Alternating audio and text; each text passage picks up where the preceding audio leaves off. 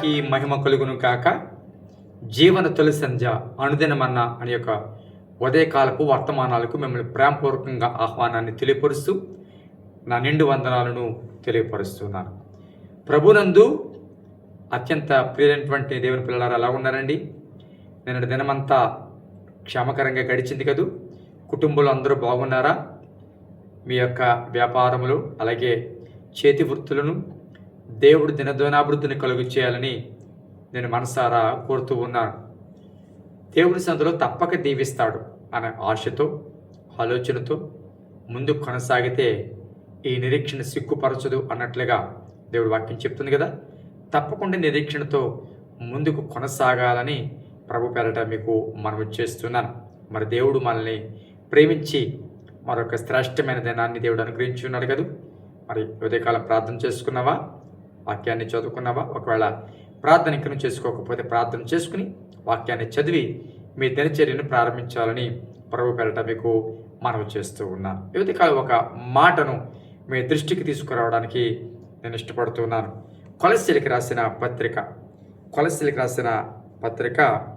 2వ అధ్యాయము. కొలస్సీలకు రాసిన పత్రిక 2వ అధ్యాయము 1వ వచనము నుండి, మీ కొరకును లవోదికీయ వారి కొరకును శరీర రీతిగా నా ముఖము చూడని వారందరి కొరకును నేను ఎంతగా పోరాడుచున్నానో మీరు తెలుసుకొని కోరుచున్నాను. వారు ప్రేమయందు అతకబడి సంపూర్ణ గ్రహింపు యొక్క సకలైశ్వర్యము కలిగిన వారై దేవుని మర్మమై ఉన్న క్రీస్తును స్పష్టముగా తెలుసుకున్న వారే తమ హృదయములలో ఆదరణ పొందవలనని వారందరి కొరకు పోరాడుచున్నాను. బుద్ధి జ్ఞానముల సర్వసంపదలు ఆయన యందు గుప్తములై ఉన్నవి.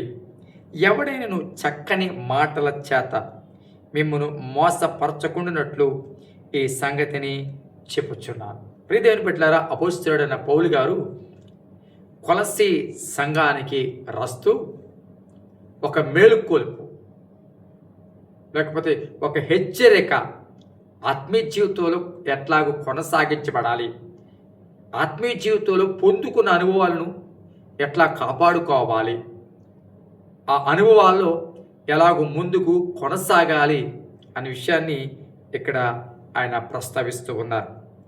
మొదటిగా మీ కొరకును లవోదియ కొరకును, అనగా కొలస్సీ కొరకు లవోదిక వారి కొరకు ఆయన మాట్లాడుతున్న మాటలుగా ఇక్కడ మనం చూస్తున్నాం. ఇవన్నీ కూడా మీరు తెలుసుకోవాలని మీ నిమిత్తం నేను ఎంత పోరాడుతున్నాను అంటే ఈ 2 సంఘాల కొరకు ఈ ప్రజల కొరకు పౌలు గారు ఆయన ప్రార్థనలో ఎంత పోరాడుతున్నాడో, ఎంత నలుగుతున్నాడో ఆయన మాటలు బట్టి మనం చెప్పవచ్చు. ఈ సంఘానికి కొన్ని అద్భుతమైన ప్రాముఖ్యతలు లేకపోతే ప్రత్యేకతలు ఆత్మ సంబంధమైనవి కనబడుతున్నాయి. వారు సంపూర్ణ గ్రహింపు కలిగిన వారుగా, అలాగే వారిని బట్టి వారి హృదయములో స్థితిగతులను బట్టి ఆయన ఎంతో ఆదరణ పొందుతున్నట్లుగా పౌలు గారు ఇక్కడ మాట్లాడుతున్నారు. ప్రియబిడ్డలారా, అంటే ఆత్మస్థితిలో బాగుండి చక్కగా కొనసాగుతూ ఉన్న మీ జీవితాలు, ప్రార్థనలో కొనసాగుతున్న మీ జీవితాలు, జ్ఞానంలో పరిపూర్ణతలోకి వస్తున్న మీ జీవితాలు, దేవుడి చేత ముందు కొనసాగుతున్న మీ జీవితాల గురించి నేను పోరాడుతున్నాను. ఎవడును కూడా చక్కటి మాటల చేత మిమ్మల్ని మోసపరచకున్నట్లు ఈ సంగతి చెప్తున్నాను. చూసారా? అంటే ఎంత ఆత్మీయ స్థితి ఎంతో ఎదుగుతున్న ఈ పరిస్థితి ఒకవేళ చక్కటి మాటల చేత పడిపోతారేమో. ఒక స్థితి ఆత్మీయంగా ఎదుగుతున్నాడు ఎంత ప్రాముఖ్యమో, చక్కటి మాటల చేత ఇతర దేని చేతన పడిపోయే పరిస్థితులు ఉన్నాయేమో కూడా జాగ్రత్త చూసుకోవాలి. మంచి ఆత్మీయ స్థితులు లేకపోతే మంచి సహవాసములు, దేవుడికి అత్యంత సమీపంగా ఉన్న అవాదములు ఒక చక్కటి మాట లేకపోతే ఒక అబద్ధపు మాట చేత ఎలా పడిపోయారు కదా. ఏదేను తోటలో నుంచి బయటికి వెళ్ళగొట్టబడిన పరిస్థితి వచ్చింది. అంత మాత్రమే కాదు, వారు చేసిన తప్పుకు భయంకరమైన మరణాన్ని, పాపాన్ని ఈ భూమి మీదకి తీసుకురావడం జరిగింది. అవును ప్రియబిడ్డారా, జాగ్రత్త. ఆత్మీయ జీవితం చక్కటి మాటలతో పడిపోకూడదు. ఏంటి చక్కటి మాటలు అంటే? చక్కటి మాటలు అంటే నీకు వినసొంపుగా, నీకు అనుకూలంగా, అవును బాగుందిలే అని అనిపించుకున్నట్లుగా కొన్ని మాటలు ఉంటాయి. అంటే కొన్ని నీకు ఇష్టమైనట్లుగా, లేకపోతే కొన్ని నువ్వు చేయగలిగినట్లుగా, లేకపోతే నీకు నచ్చినట్లుగా కొన్ని మాటలు ఉంటాయి. అవి నీకు నచ్చుతాయి, దాని ప్రకారం వెళ్ళడానికి ఇష్టపడతావు, కానీ అవి నీ ఆత్మీయ జీవితాన్ని పాడు చేస్తాయి. అవును ప్రియబిడ్డలారా, కొన్ని చక్కటి మాటలు ఉంటాయి. ప్రార్థన రాకపోయినా పర్వాలేదు, ప్రార్థన తర్వాత చేసుకుంది కానీ, ఈ ఆదివారం వెళ్ళకపోయినా పర్వాలేదులే అని ఒక రకమైన కొంచెం నీకు అనుకూలమైన మాటలు విన్నప్పుడు అవునులే అవునులే గుర్తునే మానేయలేదు కదా అని ఏదో రకమైన సాటిస్ఫాక్షన్ అవుతూ ఉంటాం. ఈరోజు చక్కటి మాటల చేత కదండి ఈరోజు పడిపోతున్నారు.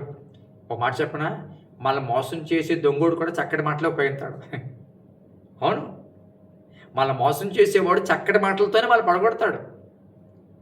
ఒక ఒక అబ్బాయి ఒక అమ్మాయిని కొన్నిసార్లు చక్కటి మాట్లాడుతూనే తప్పుదారి పట్టిస్తాడు. మన దగ్గర నుంచి ఏదైనా కొట్టేయాలనుకున్న వాడు చక్కటి మాటలతోనే పడగొడతాడు. సాతాను చక్కటి మాటలు ఉపయోగిస్తాడు, జాగ్రత్త. దాన్ని బట్టి పొంగిపోయి ఉప్పొంగిపోయి అటువైపు మనసు పెట్టావా నీ ఆత్మీయత నష్టపోతుంది. చక్కటి మాటలే కానీ అవి పేక కోసే మాటలలాగా ఉంటాయి కొన్నిసార్లు. అన్నమాట తడిగొడ్డుతో గొంతు కోయడం అంటారు చూసారు, తడిగొడ్డుతో గొడుకు అంటారు చూసారు, అలా ఉంటుంది. ఈ వాక్యం బిడ్డరా, ఎంత ఆత్మస్థితిలో ఎదుగుతున్న సంఘం గురించి మాట్లాడుతున్నారు. మీ ఆత్మస్థితి బాగుంది, మీ ప్రార్థనా జీవితం బాగుంది, జ్ఞానంలో ఎదుగుతున్నారు, సహవాసులు ఎదుగుతున్నారు, దేవుడి ప్రేమలో అతకబడి ఉన్నారు, సంపూర్ణ గ్రహింపు కలిగి ఉన్నారు, సకల ఐశ్వర్యము చెప్పున మీరు ముందుకు నడుస్తూ ఉన్నారు. చూసారా, ఇవన్నీ నడుస్తున్నాయి, ఇవన్నీ ఉన్నా మీరు చక్కటి మాటల చేత పడిపోతారేమో, జాగ్రత్త. ఈ వాక్యం ఏంటి ప్రియబిడ్డారా, ఆత్మీయ జీవితంలో ఎదుగుతున్న నీవు జాగ్రత్త కూడా అవసరం. ముఖ్యంగా చక్కటి మాటలు అంటే నీకు నచ్చినవి, నీకు అనుకూలమైనవి, నీవు దారి తెప్పించే మాటలు ఉంటాయి, అవి నీకు ఇష్టపడతావు, జాగ్రత్త. ఇష్టపడినట్లుగా ఉండొచ్చేమో కానీ అవి నీ ఆత్మీయ జీవితాన్ని పాడు చేస్తాయేమో. అలాంటి మాటల చేత, నీ ఆత్మీయ జీవితాన్ని పాడు చేసే చక్కటి మాటల చేత ఎవరు నేను పాడు చేయాలన్న బహు జాగ్రత్త కలిగి ఉండని వాక్యం చెప్తుంది. కళ్ళు మూసుకుందాం. పరిశుద్ధమైన తండ్రి, నీ పరిశుద్ధ నామానికి స్తుతులు స్తోత్రాలు చెల్లిస్తున్నాం. ప్రేమించి మరో దినమిచ్చే ఈ దినమును బట్టి సమయాన్ని బట్టి నేను స్తుతిస్తున్నాం. అయ్యా, ఎవరు చక్కటి మాటల చేత అయ్యా మమ్మల్ని దారి తప్పించుకుంటా, ఆత్మీయ జీవితంలో పడగొట్టుకోకుండా అయ్యా మమ్మల్ని మేము చాలా జాగ్రత్తగా కాపాడుకోవాలని వాక్యం చెప్తుంది, గమనించాలని వాక్యం చెప్తుంది. ఆయన కొలసి సంఘము ఆత్మీయ జీవితంలో బాగుంది, ఆయన ప్రార్థనా జీవితంలో బాగుంది, సహవాసంలో బాగుంది, జ్ఞానంలో ఎదుగుతుంది ఆయన. కానీ చక్కటి మాటల చేత ఎవరు మిమ్మల్ని మోసం చేయకుండా కాపాడుకోండి అంటున్నాం. మేము కూడా అలాంటి మెలకు మాకు అవసరం తండ్రి. నేను స్తోత్రాలు. సాతాను చక్కటి మాటలు ఉపయోగించి అయ్యా నాయన ఒకవేళ మమ్మల్ని పడగొట్టే ప్రయత్నం చేస్తుందేమో, మెలకు దయచేయమని ప్రార్థించండి. మహిళలు బలపరచండి, అనారోగ్యంగా స్వస్థపరచండి.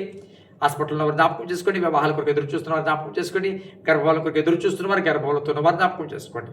ఈరోజు మా ప్రియులు వారి దినచర్య అంతట్లో తోడు కనిపించమని, ఈరోజు వివాహం దినములు పుట్టిన దినములు జరుపుకుంటే ప్రతి ఒక్కరిని దీవించమని, మహిమ పొందమని యేసు నామములో తండ్రి, ఆమేన్. Thank you. God bless you.